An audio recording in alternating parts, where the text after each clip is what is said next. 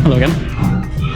And yeah, I am here at Westminster shooting a POV street photography video for you guys today. I'd actually done this exact walk or something very similar, let's say about 6 months ago, and I took this camera out, the Fuji XT4, only had a third-party battery in with like 2 bars, so I only made a thing to Blackfriars Bridge maybe at best. So yeah, I've just got off the tube of Westminster. We're going to try do this POV video again. Got this today, Fuji XT4 with a 23mm f2. Got my GoPro and a couple of batteries, and we're going to see how we get on. So, enough of me talking. Hope you enjoy.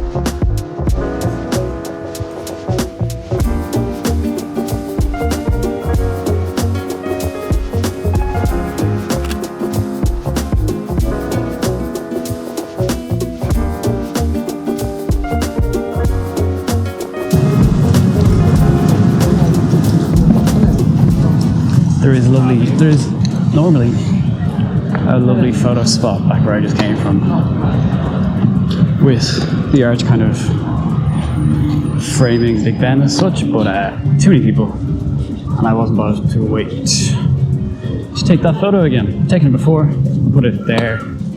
It's a great photo. I just don't want to take it today. I'll wait for it. So yeah.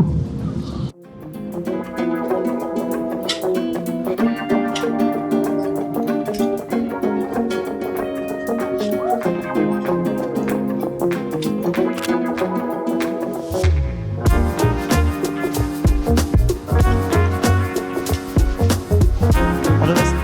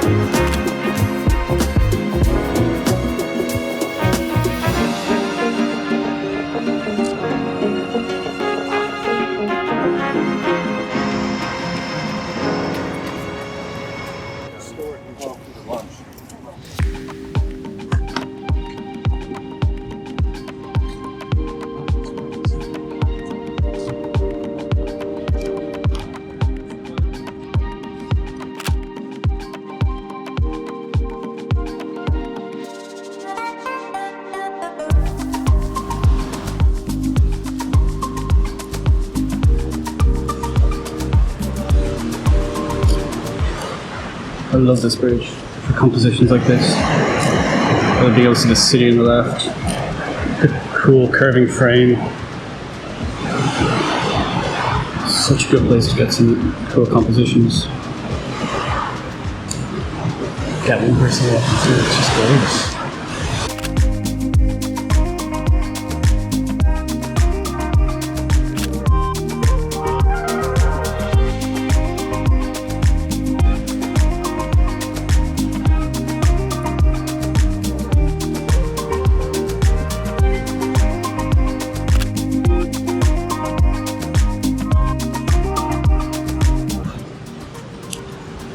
Yeah, I'm a massive fan of this spot.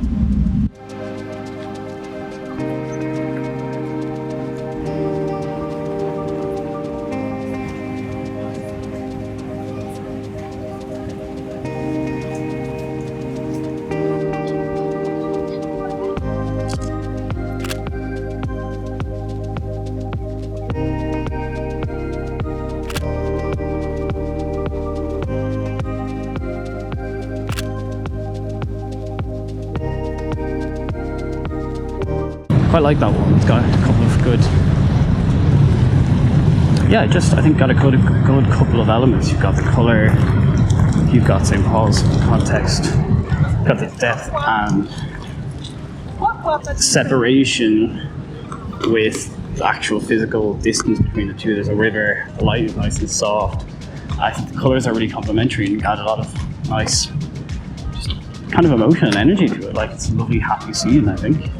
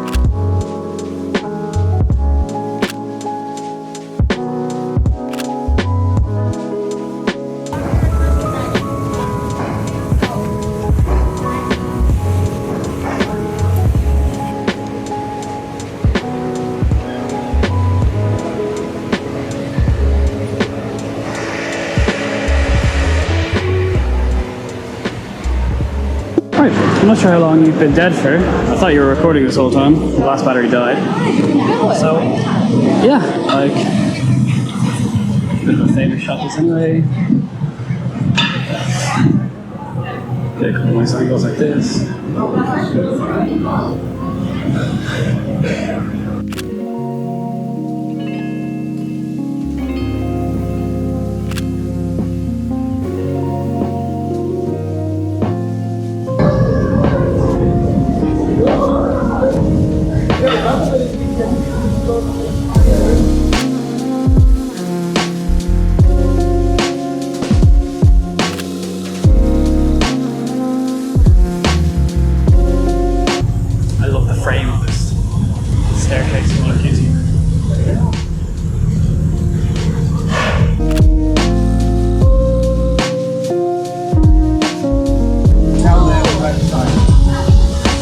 There's a fin.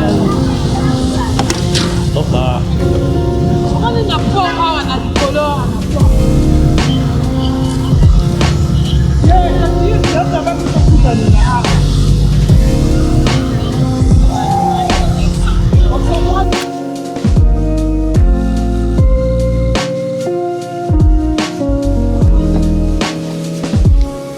Hello.